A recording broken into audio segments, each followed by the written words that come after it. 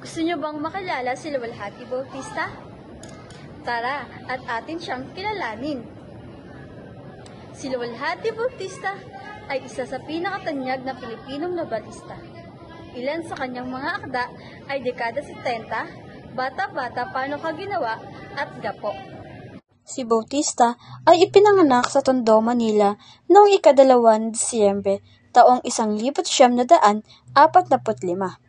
Nakapagtapos siya ng elementarya sa Emilio Jacinto Elementary School noong 1958 at sa Torres High School noong 1962.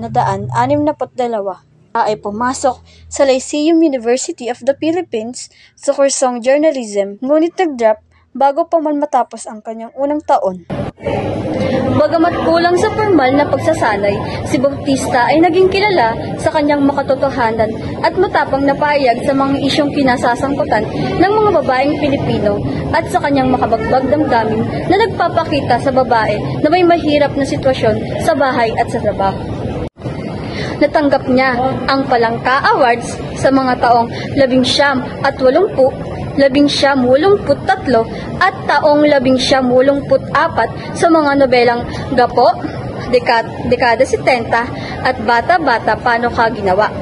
Mga nobelang naglalarawan ng kaapihan ng mga kababaihan noong panahon ni Marcos. Siya lang ang natatanging Pilipino na kasama sa libro ng International Women Writers na nilimbag sa Japan.